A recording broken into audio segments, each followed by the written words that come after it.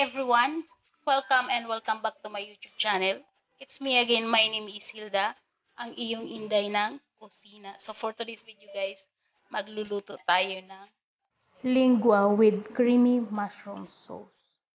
So, eto, meron ako ng isang buong dila ng baka. Yung dila ng baka ko is more than 1 kilo to. Nabili lang namin sa SM. Siguro mga 1 kilo and 1/4. So, una kong gagawin guys, akin muna siyang palalambutin. Dahil itong part na to, matigas to. So, kailangan matanggal to mamaya. Pwede siyang gamitan pagpalambot sa pressure cooker. At pwede din siya low fire lang. So, yung una kong gagawin guys, magpapakulo ako ng tubig. At lalagyan ko siya ng garlic, onions, at ng bay leaf, salt, and pepper. Pero ngayon guys, first kong gagawin, nagpainit na ako ng tubig, ilulubog ko na siya, ang unang kulo niya ay aking tatanggalin. So, tara. So ito na guys, nagpainit na ako ng tubig, wala pa siya ng kahit na water lang. So yung gagawin ko, ilulubog ko na yung ating dila ng baka. So, gagamit pala ako guys ng pressure cooker. Kasi kung gagamitan ko pa siya kung hindi pressure cooker ko ilalagay siya, matatagalan ako. So, kailangan ito ng 12. So, ngayon is 10 o'clock na ng umaga. So, ito yung for lunch. So, ang gagawin ko, akin muna siyang pakukulaan. Pag kumulo siya, itatapon ko yung water at magbabalik tayo. So, i-check na natin guys kasi umuusok-usok na. Ayan, at kumulo na nga siya. So, yung unang kulo niya guys, itatapon natin at papalitan natin bago tayo maglalagay ng sangkap. So, hindi ko na ipapakita sa inyo kung paano ako magbubuhos. Magbabalik tayo. So, ayan na guys, pinuhos ko na yung water niya kanina. At pinalitan ko na siya ng another water. So, yung gagawin natin ngayon guys, lalagyan na natin siya ng sangkap. Sa paglalagay natin ng sangkap, habang siya ay pinakukuluan, ay nagkakaroon na siya ng lasa. At higit sa lahat guys, kailangan natin gawin yun kasi gagamit tayo ng pressure cooker parang mabilis siya. So, hindi parehas ng slow cook. Kung may mga time talaga, mas maganda yung naka-slow cook kasi habang pinakukuluan, lumalabas yung lasa ng meat. Kagabi, nilabas ko na siya galing sa freezer, tinaw ko siya sa ref lang. So kaninang umaga nilabas ko siya at matigas pa. Binabad ko muna siya sa water para mas mabilis kasi hindi ko na mahahabol yung oras. So yun guys, ang dami ko nang sinabi. Sorry. Pero at least in-explain ko naman ang mabuti sa inyo. So ayun guys, kung marami talaga kayo ng time, mas mabuti kung slow cook lang siya. So ayun guys, lalagyan ko siya una ng 2 beef cubes. So ito yung nagbibigay na ng lasa at yung ating sauce nito ay ating itatabi mamaya after nating magpalambot. So lalagyan ko siya ng beef. So isasama na natin siya ng garlic, maraming garlic. So hindi ko siya masyadong tinanggalan ng balat. Yung unang balat lang yung tinanggal ko, yung medyo mga matitigas na balat niya. Kasi mas malasa yan. At parang dilik-dik ko lang siya. At ng onions. At maglalagay din ako guys ng peppercorns. So yung buo, mga 1 teaspoon na peppercorns. At maglalagay din ako ng konting salt. Dahil yung ating cubes, hindi naman yun siya mas makakapaalat. So, mga 1/2 teaspoon lang guys, medyo alalay. Pero mamaya kung kulang, pwede tayo magdagdag. Bukod doon sa peppercorns, maglalagay ako ng ground na black pepper. So, ikakrack ko lang siya kasi para manuot yung lasa doon sa loob ng ating meat.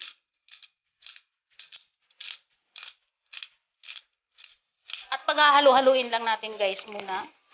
So gumagamit ako guys ulit ng pressure cooker. Pakukulan ko lang ito guys. Pag whistle niya, bibilangan ko lang siya ng 30 minutes. Bubuksan ko ito mamaya kasi check ko kung pwede nang tanggalin yung balat niya. Yung balat, itong white part na to.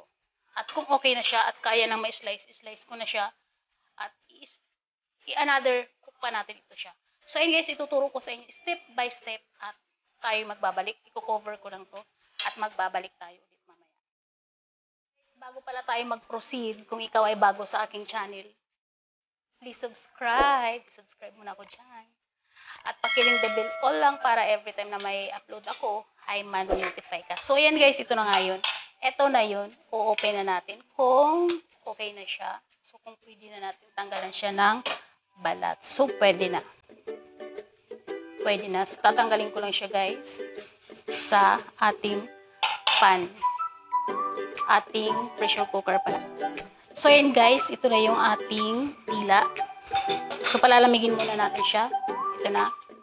Palalamigin muna natin bago natin tanggalan ng balat. So para sa ating pag-saute mamaya ng ating dila, yung ating oxtang, meron ako dito ng onions, white onions to. Sinap ko lang siya ng pang-saute ng garlic. At ito naman ay pang-toppings natin mamaya. Decoration lang yan. Flat parsley.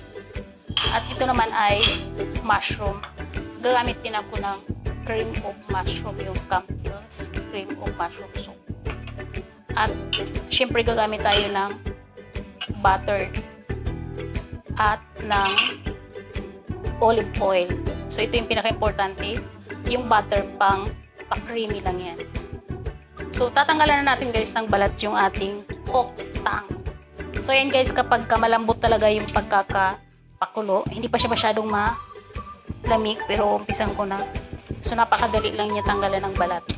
Importante talaga malambot yung ating tang. Mainit-init pa siya.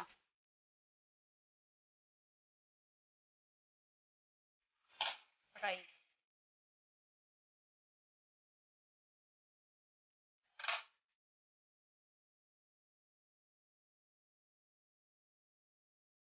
Mainit pa talaga.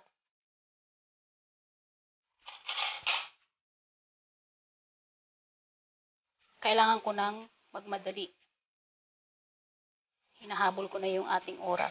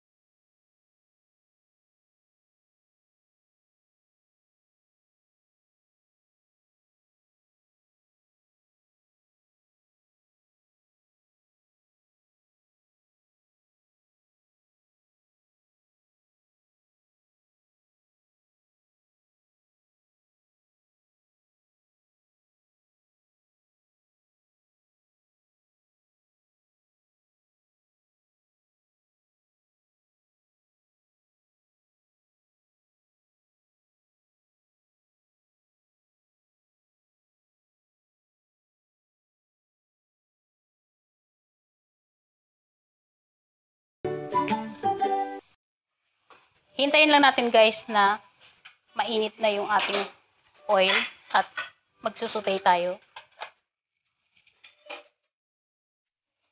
At ito na nga guys, Nag-start na siyang mag blup blup blup blup. At tayo ay maggigisa na. So medyo madami-dami yung ating oil. Unahin natin yung ating garlic.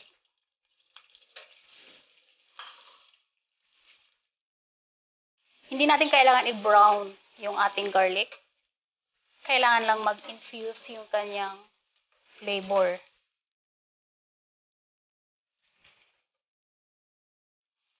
At i-add agad natin yung ating onions. So dahil half lang nung mahigit 1 kilo na oxtang yung ating meat. So yung ginawa ko, hindi ko na masyadong dinamihan ng onions. Pero mas masarap to guys pag maraming onions.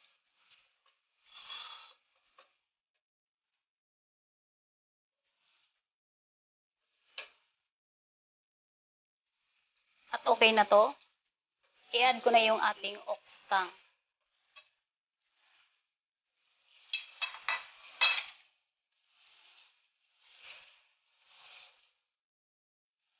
Ang mas mahirap lang talaga guys sa pagtatanggal ng balat. Pero yung kung bakit tayo natatagalan sa pagpapalambot.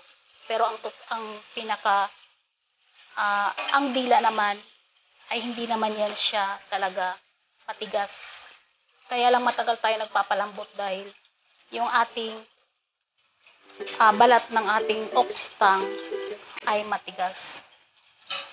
So ito guys, mas okay talaga kung hindi ko talaga highly nire-recommend sa inyo na gumamit kayo ng pressure cooker sa pagpapalambot kasi mas masarap talaga yung slow cook. So medyo kinakapos na kasi ako ng oras kaya dito ako gumamit. Natagalan ako sa pagtuto. So dapat hindi naman pwedeng overnight ilalabas ko siya nasa labas lang siya ng room temperature. So hindi naman pwede kasi 'di ba? Baka naman kung anong mangyari sa kanya. So ayan guys. Eto na nga. Ilalagay ko na sa kanya yung cream of mushroom.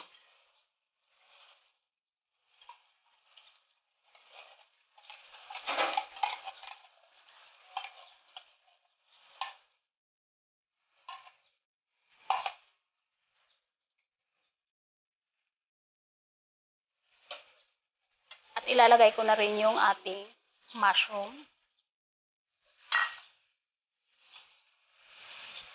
Kung ang pakakaluto guys ng inyong oxtang ay malambot na talaga, huwag ninyong sobrang ihahalo siya dahil baka mas madudurog.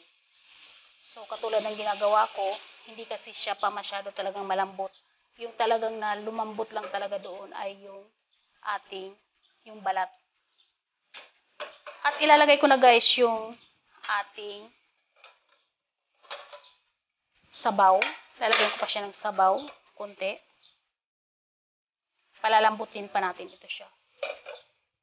Naka-high yung ating fire, ating heat,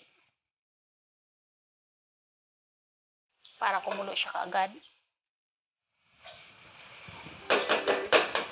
At maglalagay ako dito guys ng black pepper. So lalagyan ko ulit siya ng black pepper.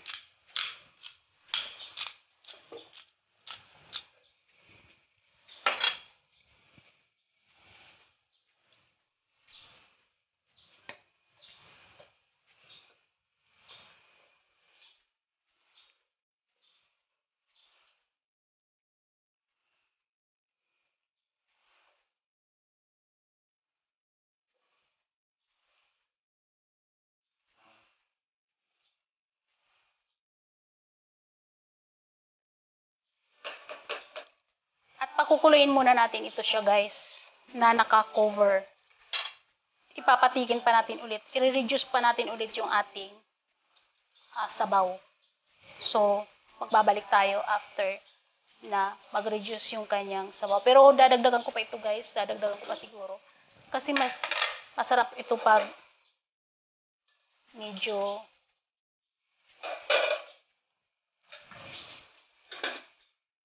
medyo natatagalan pa sa kanyang pagpapakulo na meron ng sangkap. So, magbabalik tayo pag nag-reduce na yung kanyang sauce. So guys, kanina sinabi ko sa inyo na malakas yung ating apoy. So ngayon, i-reduce natin kapag kumukulo na siya. Slow cook na natin siya. So yan guys, i-check na natin.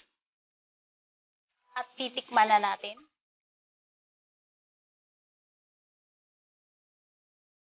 So kung napapansin niyo guys, wala after nung pagsutay. Sa pagsusutay natin, wala na akong nilagay na salt, black pepper na lang. Kasi yung ating paglaga kanina, meron na siya ng salt. Naglagay na